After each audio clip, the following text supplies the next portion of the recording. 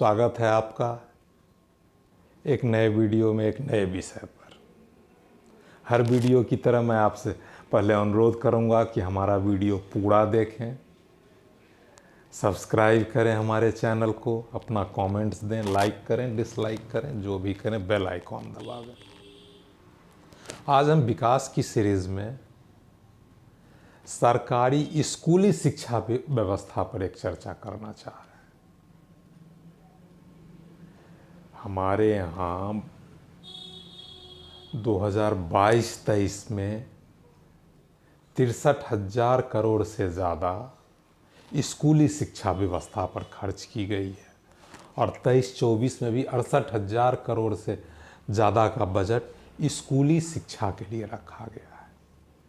लेकिन वास्तव में हमारी सरकारी स्कूली शिक्षा व्यवस्था की स्थिति क्या है, इस संबंध में हमने जब अध्ययन किया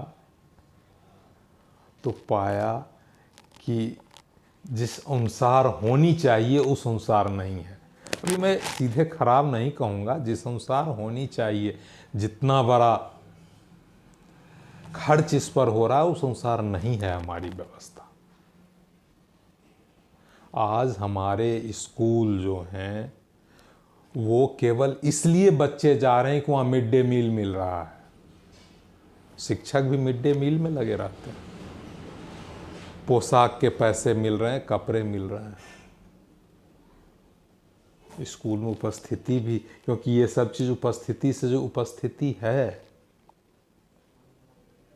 लेकिन क्वालिटी ऑफ एजुकेशन, शिक्षा की गुणवत्ता क्या है, इस पर जब हम विचार करेंगे तो बहुत अच्छी नहीं है। जबकि सरकारी स्कूलों के शिक्षक बहुत ही अच्छे पढ़े लिखे होते हैं, अच्छे पेड होते हैं, तब भी क्यों नहीं।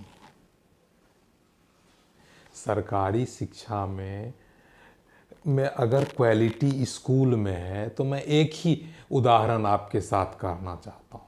अगर हर एक गांव का उदाहरण लीजिए, शहर को तो छोड़िए, एक छोटे से पंचायत या गांव में अगर एक सरकारी स्कूल है तो कम से कम वहाँ 5 से 10 कोचिंग संस्थान प्राइवेट चलते रहते हैं और हर वर्ग के लिए क्लास 1 से क्लास 12वीं तक के लिए कोचिंग संस्थान चलते हैं।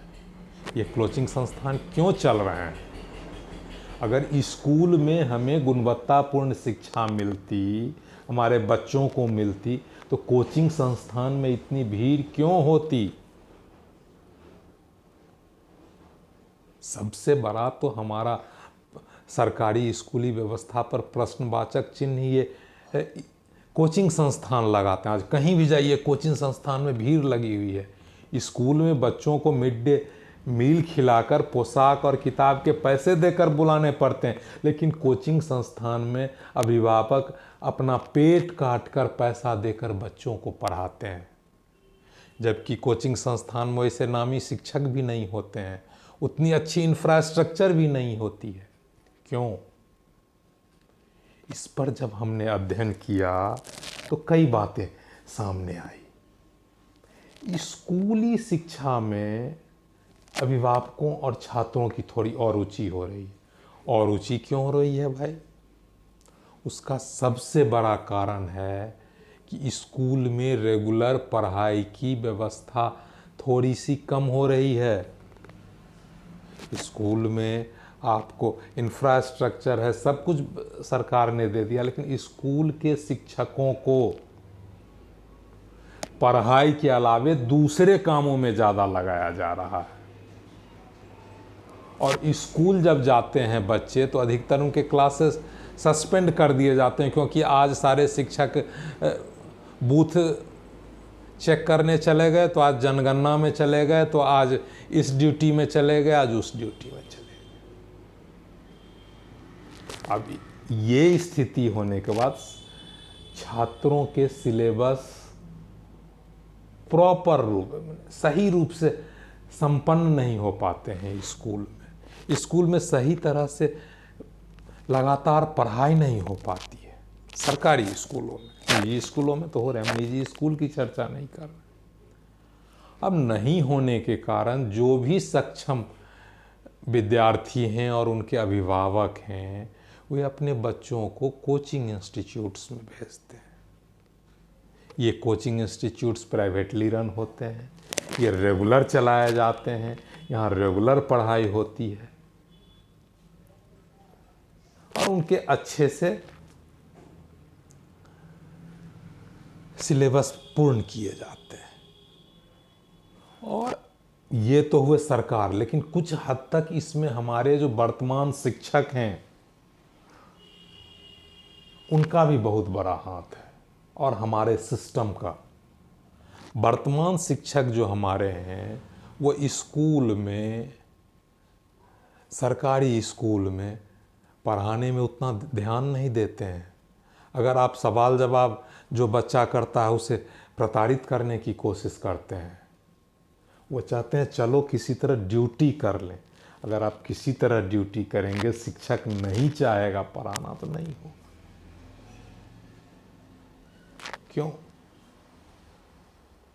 ये पूरा सिस्टम हमारा जो है शिक्षा व्यवस्था का, और शिक्षकों की नौकरी रोजगार देने की नौकरी हो गई है, शिक्षा देने की नौकरी नहीं रही है। जब लोग रोजगार पाने के लिए शिक्षक की नौकरी में आएंगे तो वो बच्चे को पढ़ाने से ज़्यादा अपना ड्यूटी पूरा करने पर ध्यान देंगे। तो ये एक आमूलचूल परिवर्तन है। शिक्षकों में थोड़ा सा हमें बीच बीच में उनका ओरिएंटेशन प्रोग्राम कराना होगा कि आप ये बदलाव लाइए, आप क्या करना चाहते हैं, बच्चों को पढ़ाइए, उसकी थोड़ी मॉनिटरिंग हो। लेकिन नहीं, मॉनिटरिंग सही नहीं हो पा रही है। आप शिक्षक को पढ़ाने के लिए मजबूर नहीं, उसे प्रेरित कर सकते हैं। बच्चों को स्कूल में पढ़ने के लिए प्रेरित कर सकते हैं, मजबूर नहीं। आज हमारे अधिकारी शिक्षकों को स्कूल आने के लिए मजबूर तो कर देते हैं, ड्यूटी करने के लिए मजबूर कर देते हैं, लेकिन पढ़ाने के लिए प्रेरित नहीं कर पाते। ये बहुत बड़ी कमी है सरकारी स्कूलों में। अगर हम शिक्षकों को पढ़ाने के लिए प्रेरित कर दें, उसके लिए कुछ प्रशिक्षण कार्यक्रम चलावें, उन्हें उत्साहित करें, कुछ उत्साहवर्धक इंसेंटिव स्कीम्स लावें, तो हमारे सरकारी स्कूल भी अच्छे हो सकते हैं। एक समय था कि भारत सरकार द्वारा संचालित केंद्रीय विद्यालय और नवोदय विद्यालय पब्लिक स्कूल से अच्छे माने जाते थे, लेकिन आज वहाँ भी क्षरण हुआ है। आज वहाँ भी लोग पब्लिक स्कूल से कमतर ही मान रहे हैं उसे। तो ये हमारे नीति बनाने वालों को, खास करके शिक्षा नीति बनाने वालों के लिए बहुत बड़ा सोचने का विषय होना चाहिए। इस पर एक अध्ययन होना चाहिए कि क्यों नहीं सरकारी स्कूल अपने लक्ष्य को प्राप्त कर रहे हैं। इतना पैसा खर्च होने के बाद, इतने अच्छे पढ़े लिखे शिक्षक और स्टाफ और इंफ्रास्ट्रक्चर रहने के बाद भी हमारी स्कूली शिक्षा व्यवस्था क्यों फेल हो रही है? स्कूली शिक्षा व्यवस्था आप कहेंगे कैसे फेल? अरे फेल नहीं हो रहे तो इतने कोचिंग संस्थान कैसे चल रहे हैं? हर जगह प्राइवेट स्कूल्स क्यों खुल रहे हैं? आज हर गांव में एक दो प्राइवेट स्कूल है, कोचिंग संस्थान है। शहर की बात तो छोड़ दीजिए, शहर में तो महंगे महंगे स्कूल हैं, लेकिन गांव में जो गांव के लोगों के बजट के अनुसार भी प्राइवेट स्कूल और कोचिंग संस्थान खुल गए हैं। अगर गांव में हमारा स्कूल, इसका मतलब हमारा स्कूल जो सरकारी शिक्षा व्यवस्था है, स्कूली शिक्षा व्यवस्था, वो सक्षम नहीं है अपने छात्रों को प्रॉपर शिक्षा देना में, तभी तो ये प्राइवेट संस्थान खोल रहे हैं। जबकि प्राइवेट संस्थान से महंगे हैं हमारे स्कूल। आप खर्च का डाटा हमने दे दिया। इसलिए इस पर हमारे नीति बनाने वालों को विचार करने की ज़रूरत है, हमारे जनप्रतिनिधियों को विचार करने की ज़रूरत है। इस पर प्रॉपर अध्ययन की ज़रूरत है कि हमारी इस सरकारी स्कूली शिक्षा व्यवस्था क्यों फेल हो रही है, क्यों प्राइवेट संस्थान बढ़ रहे हैं। अब इस संबंध में आप सबों से भी, हम अपने श्रोताओं से भी कहेंगे कि वो कमेंट करके हमें बतावें कि क्या कारण है। अगली वीडियो में हम इसकी चर्चा करेंगे कि पब्लिक का क्या कमेंट आया है, स्कूली शिक्षा व्यवस्था क्यों फेल हो रही है। इसी के साथ मैं अपना ये वीडियो तो अभी समाप्त करता हूं, लेकिन आपके लिए सवाल छोड़े जा रहा हूं कि हमने जो विचार रखे स्कूली शिक्षा व्यवस्था फेल होने के, सरकारी स्कूल क्या है और आपके विचार क्या है। आप भी अपने विचार दीजिए, क्यों सरकारी स्कूली शिक्षा व्यवस्था एक फेल्योर हो रही है। आगे आप जो भी कहेंगे उससे हम अगले वीडियो में उस पर चर्चा करेंगे, क्योंकि शिक्षा की एक सीरीज चलेगी, हम इसके बाद और भी बनाएंगे इस पर वीडियो।